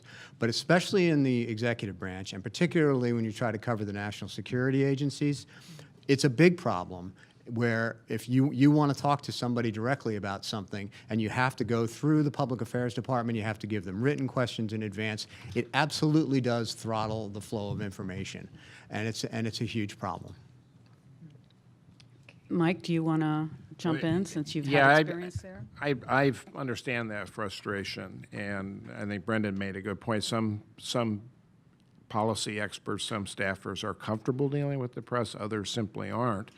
And you've got to try to find the right kind of balance. The one thing I would agree with John about is there has been a tendency in the executive branch to overuse the background briefer, where you bring in someone in front of a room full of reporters and you don't let them be quoted as anything other than a senior administration official. And that gets to be a little bit ridiculous because everyone is in on the secret of who the person is except the people who really have a right to know, which is the public. So frankly, when I was at the White House, we did try to bring the experts in government who knew the most about a given subject to come into the briefing room and answer questions from the press. That gets tricky because sometimes, frankly, their superiors, maybe the secretary, would rather be the one getting the quotes. So you had to walk a little delicate balance sometimes. But I do wish more people came out and spoke on the record so that they would be held accountable for the information that they give. And I will say this, I think anyone who's covering the White House can correct me if I'm wrong. I think the current Trump administration has actually been better on that than the previous Democratic administrations, including Clinton, including Obama. So I give them at least a little credit for that. And what do you think about their allowing either via Skype or other methods, sort of broadening who gets into the press briefing? Is that a good thing, or is that cherry picking who gets to ask the questions? If it's done authentically with the desire to get different voices from other parts of the country that might raise questions that would not otherwise come from the captive press corps at the White House, I think it's legitimate, but I am a little skeptical that that was the purpose. Okay. Yes. Next question. Are we ready Go to for it, move on? yes. Okay, good. Earlier, the panel talked about fascination sometimes for the bright, shiny object or the less important, more trivial story. We have a couple of questions related to that. One is, do you believe journalistic integrity is becoming increasingly compromised for the sake of clicks and ratings? And the second is, what role do journalists and elected officials play in self-policing against the reality TV environment the Trump administration has created? Anyone want to jump in? Any of the journalists? Well, I'd say today's clicks are yesterday's circulation figures. I don't really know if there's that much of a difference, to tell you the truth. I'm open to arguments, but reporters have always wanted to write news that people would read as opposed to news that they won't read. But let me just say, I do think there's a difference now. I think when we were writing for newspapers, we always knew that more people would read the juicy divorce story than would read the subcommittee hearing on the education bill. Absolutely. But we put the subcommittee hearing story in the paper. It might have been on page B3, and the juicy divorce story would have been underneath the fold, but it would have been on page 1. Now I think the juicy divorce story is at the top of the website, and the subcommittee hearing might not be there at all, because one of the technical changes is Chartbeat. Everybody can look, and even you might have had some general idea that the divorce story would get more readers than the subcommittee story, but now we can actually see that in real time. And how do we guard against that? You want to? Kathy, I think we're leaving one group of people out of the equation. That's the editors. There was a slogan on Capitol Hill for years that reporters love Congress because, as everybody said, you can't walk through the Congress without picking up a couple of stories. But editors hate Congress because most of the stories they get are what they call railroad timetable stories. The bill left the subcommittee on its way to the full committee before it gets to the floor. And a lot of those stories have been filed and get on the cutting room floor. Editors for centuries have not wanted to write that sort of story. And so reporters on Capitol Hill were often, knew a lot more than they were reporting in the process. And part of it is the question of, are you part of an institution and how does this news get filtered? Or in the modern day with the internet, are you now the sole support of your particular news agency online? Are you putting things out without editors? But the editor is part of this whole process that ought to be considered. I think that's a great point, and I would ask the folks, maybe Brendan and Jennifer, to talk about it. How frustrating is it? It seems like, that certainly was my experience when I was covering Congress, that people like an institution that has one face. Congress has 535 faces, and I think some of them are pretty interesting, but it's hard to compete with the White House. And how do you, is that a frustration to you? And do you have any thoughts about how people can be better informed? Because obviously, if the first time you hear about a bill that's going to affect your life is when it comes up for a final vote on the floor, you don't have much chance to influence it, right? Yeah, I mean, I couldn't agree with what Dom said more. I mean, the reporters who covered the Hill are awesome. I mean, they kick butt. They're there all the time, late at night. They are devoted to what they do. It's, I think, more of a larger question of how does journalism survive that what we do is seen as too boring to be covered or be featured anywhere.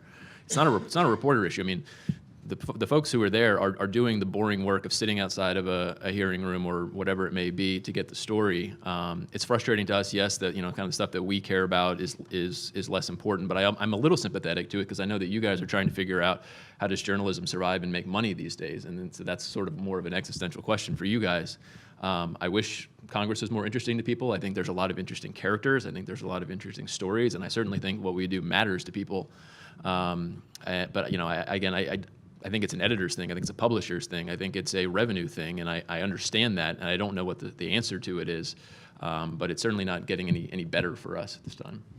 Carolyn, your experience in Ohio were people surprised? I mean, did people writing about more substantive stories, was it successful commercially? Did people feel that, or are we making the wrong assumption when we think, no, people want that juicy celebrity story and not the whole grain, nutritious story about the piece of legislation that's going to affect their lives? Well, actually, I think the story isn't in yet about whether it will be fully commercially successful, but in terms of the public's response to that coverage, and particularly actually seeing someone on a Sunday morning television show say back to the candidate, but what the people of Ohio want to hear from you is X. It got very positive response. And if I pick up on one part of the question as it was worded about self-policing, in terms of we seem to be normalizing reality television as part of the way this administration is covered, we actually hear back from the public a lot about that. And actually, we get asked questions of what can we do? This isn't right. This isn't good in a democracy. So I think there is a way for journalists to link with the public in terms of pushing back on what everybody understands is unprecedented way we are receiving information as if it's news. Barbara. A provocative question here. How can politicians and the public trust a press that openly encourages and facilitates leaks, some of them felonies, and how does the publishing of classified material differ from conspiring to commit a felony?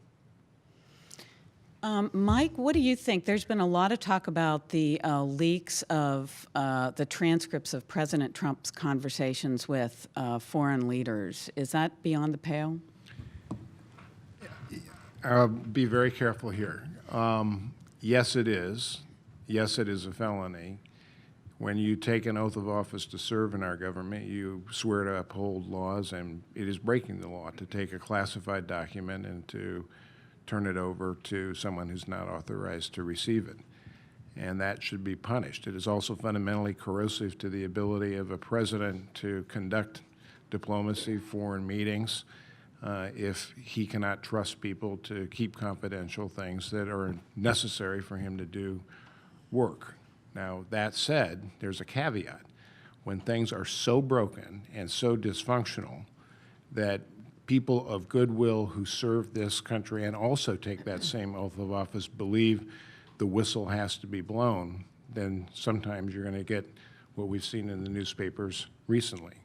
Leaks, every White House leaks. We made it a business of leaking, and usually the leak is about trying to extend the length of time or interest in something that the White House is working on. So you'd leak it to maybe try to get it on the front page of USA Today so that then it would get picked up by the newspapers, or other newspapers, and then get picked up by television, so you get more things. But those are controlled leaks.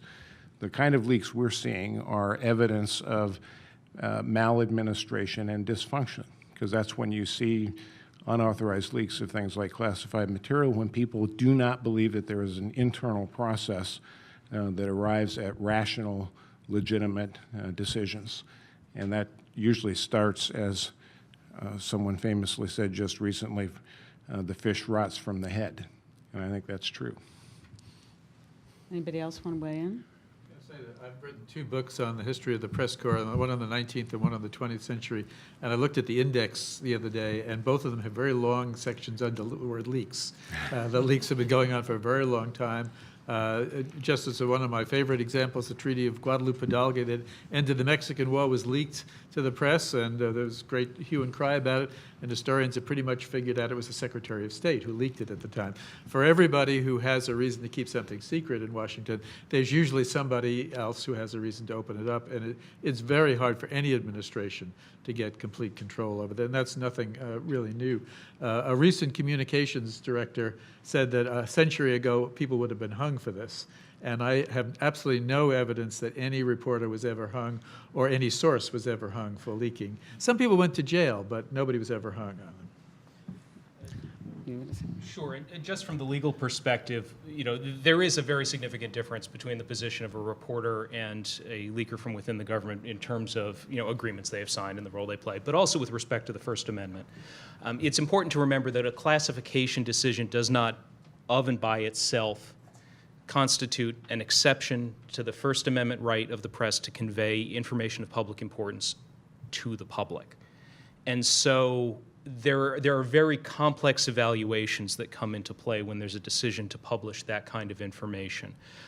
The espionage, whether or not the Espionage Act could constitutionally be applied to a journalist is a question of significant constitutional dimension, and one which we are very concerned about from the perspective that the First Amendment must be respected in that context.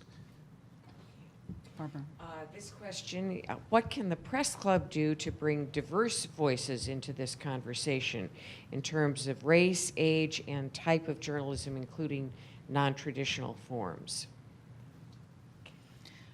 Well, we have had a number of panels that included journalists, and I think it's very important that journalists have, there be diversity on panels, and that there be diversity in our discussions, because we are the hardest bias to extirpate is the one that you don't know is there, because it's easy to say, oh, I'm going to get both sides of this story or three sides of this story, but it's hard to know where you are, what you're not seeing because of where you grew up, how you grew up.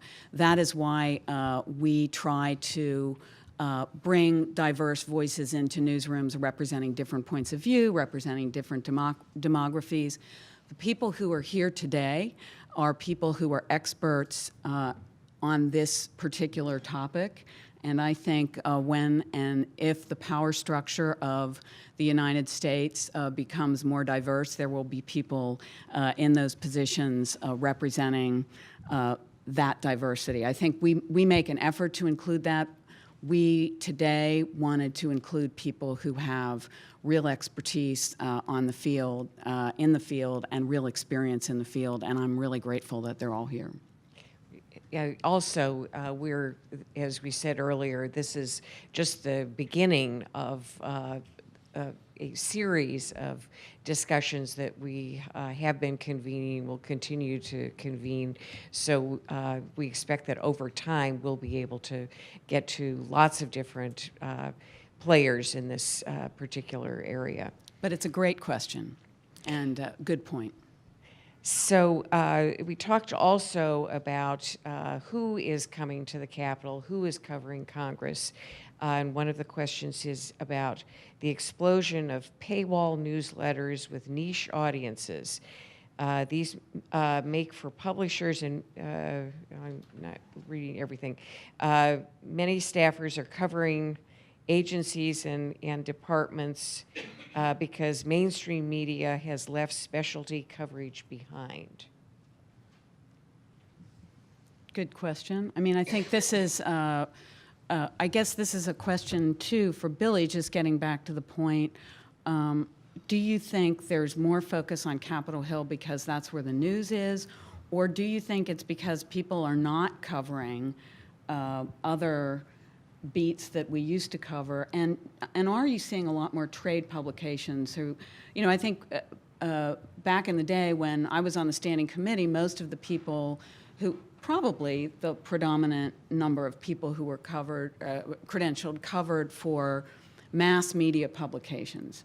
Can you talk about the rise of these publications that are quite expensive for people to subscribe to? And are we getting into a world of news haves and have-nots, where some people are going to get very detailed information about legislation because they can afford a 5 or 6 figure annual subscription, and others aren't? Well, of course, I work for Bloomberg, which may be the icon of that sort of thing right now. But there are verticals in the Hill, in Politico, that focus on specific areas. There are reporters, and there are armies of reporters out there still doing the markups on legislation. They're there late at night. They're providing their readers that detailed, luscious, rich information on that topic or that area that they're searching. Some of it is maybe expensive. Some of it, as in the Hill, eventually becomes outside the paywall and it's available to others. I think the one thing I would want to mention in terms of the overall topic we're talking about too is a lot of these reporters work late at night in the House office buildings covering meetings that go late at night, and they use a Rayburn press room to do a lot of their filings, so they can go back and forth to the building. And when we're talking about access, we just got information that the House leadership wants to shut that down because of a need for more office space for members. But that's another thing that may not be conscious at going at the press, but it's another thing that's kind of undermining, perhaps, or would undermine the ability of some of these reporters to do that late night work, to hang with the committees as they do markups perhaps 24 hours long. So it's out there, it's being provided. How available it is to everybody, I really don't have that expertise. Just to clarify, we're renovating the Cannon House office building, and many members are being displaced and committees are being displaced. And I'm sorry that one of the press offices in one of the Cannon buildings is being displaced as well, but it's just a matter of renovating a 100-year-old building. I see Jeff Kent here, the head of the Photographers Press Gallery, and I will say that one of my former colleagues from USA Today, Tim Dillon, served in the same capacity that Billy does for the press photographers. And the press photographers have a terrific space right off the Senate, right where a lot of the Senate leaders like to have their offices. And Tim told me that one time Chris Dodd, who was then the Democratic leader of the Rules Committee, right, came and said, we want your space, we're going to take it away. And Tim went into the files and pulled out an old letter and said, Senator, your father gave us this space. Senator Thomas Dodd, and Chris Dodd just kind of deflated and said, I give up. So it's always a fight for reporters to have that prime space, which is important because there's nothing like getting a fresh, hot quote before the members have a chance to go back and vet it with all of your press people. So do we have time for one more question from the audience? Yes. Yes. I was going to ask how much time you needed to wrap up. So we have some students, as you pointed out, here in the audience, and 2 questions. We are about to unleash our latest group of journalism students on official Washington. This comes from Amy Eisman from American University. What tone is most important for them? Should they be respectful, aggressive, pushy? And then the other question along these same lines is there anything that the panelists would like young journalists just starting out here as they embark on this news and reporting sector to know? Why doesn't everybody take a shot at that, and then use this too if you have any closing remarks, anything you want to get off your chest. Remember, you can leave things on the table because we hope we'll all be back here for more conversations. I'll start and go down the line. Yes. Should you be respectful, aggressive, and pushy? Yes. You should absolutely be respectful all the time, and it's not only the right thing to do, but it will help you professionally. But yeah, don't be afraid to keep asking and keep asking them, and that would be my main advice to any young journalist. First, read everything you can so you know the subject and know what's news and what isn't, and show up. Just show up. It's amazing what you find out just being there, just walking the hallways. So that would be my advice. I agree with that. I would be a little more on the kinder, gentler side and a little less on the aggressive, pushy side. I'd also say keep a sense of humor. We have not enough opportunity to laugh at the ridiculousness of some of the things that happen in Washington. So look for funny, interesting moments that show us something of the human character. And then the last piece of advice I'd have is write, perfect your writing, hug your editor when they make you rewrite, and understand that important thoughts take more than 140 characters. Well, I'm going to take a little different tack, being from the National Institute for Civil Discourse. Given how important the American public currently thinks civility is, and how angry, frustrated, ashamed, those are all verbs we hear all the time, they are, at about how members of Congress treat each other disrespectfully, how members of Congress treat people who are at public hearings disrespectfully. And this kind of came to a head with the shooting of Representative Scalise, where we suddenly saw members of Congress, hats off to Orrin Hatch. If you haven't seen this, the op-ed he did in Time magazine 3 weeks ago, where he basically said civility is essential to democracy. And I think the public is intuitively knowing that, and yet it's not a topic that gets covered sufficiently. So I would invite all of you to take a serious look at, and it is civility amongst the public themselves. We've launched an initiative to revive civility. The website's nicd.arizona.edu. We're doing as much as we can to hold the public and elected officials and journalists to accountability in terms of bringing back the social norms that are essential to a healthy democracy. Yeah, and I endorse that sentiment. One maybe piece of advice I would give is remember that everybody is a real person in these jobs. I think a big part of the breakdown that we see right now is people don't know each other well enough. That extends to members of Congress, that extends to the media and public official relationship. I think there tends to be it's easy just to assume the worst about somebody if you don't know them. It's easy to take a shot at somebody if you don't know them. And just understand that, especially on Capitol Hill, it's just a collection of lots of people who are all trying to do what they think is best. Get to know them, understand where they're coming from, and I think that'll make everything work better for all of us. Okay. Just speaking from the perspective of somebody who might have to defend what you do in court later, I would say professionalism and perspective are critical for precisely that reason. If something goes wrong, you wind up needing somebody like me, you want to be in a position where you're the one who looks like you're behaving well. Take good notes if something goes wrong. Note down who was there, what happened, anybody else that somebody like me might want to talk to. Make sure your record is clean and current so that when you're trying to explain what happened, you've got the best set of facts available to you. Obviously, I'm talking about confrontational situations. We hope they don't happen.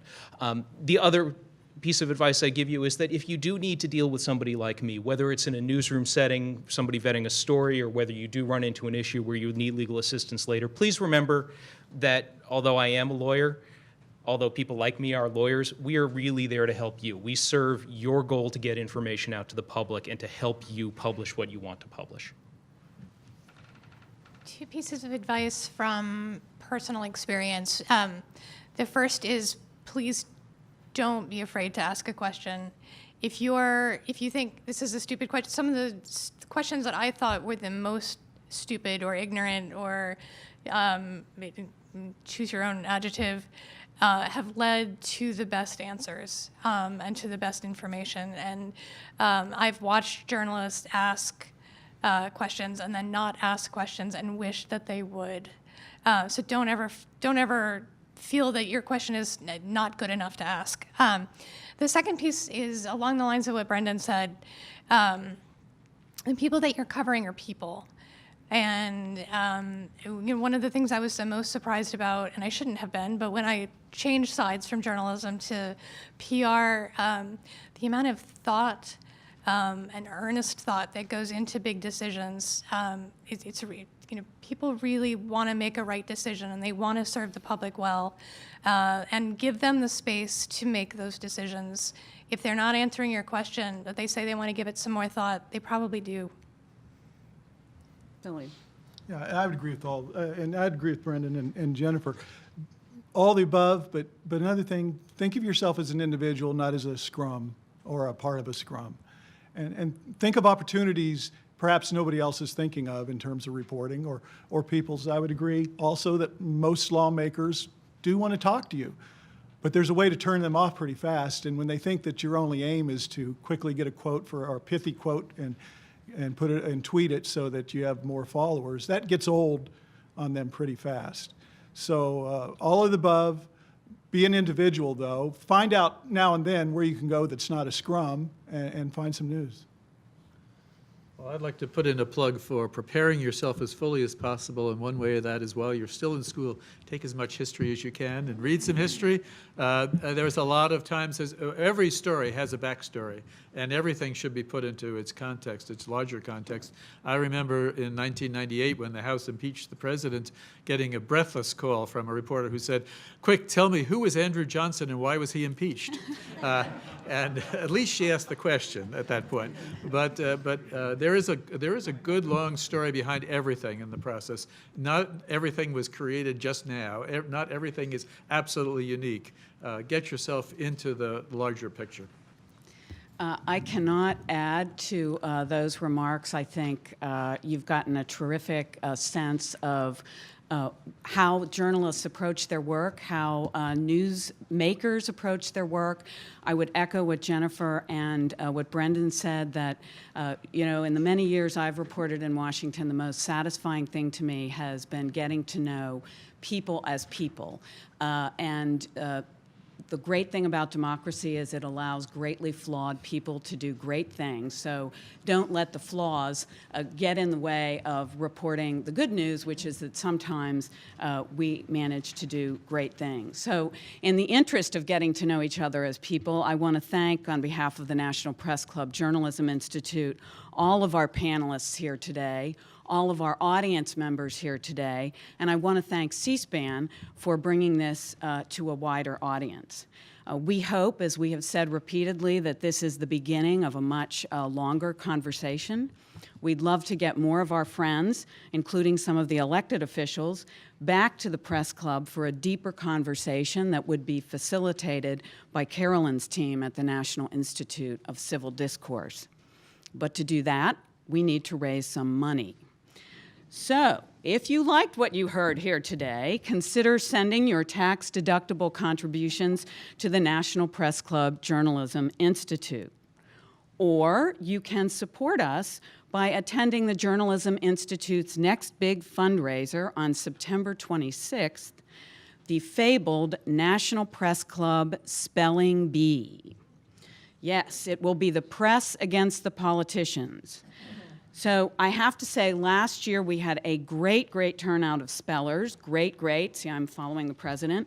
But, Brendan, we had no Republicans among the competitors. I can't believe that your conference is that orthographically challenged. So, Brendan, tell your BOSS it's time to field a TEAM ASAP. So with that, this episode of Free Speech is adjourned. Thank you all for participating.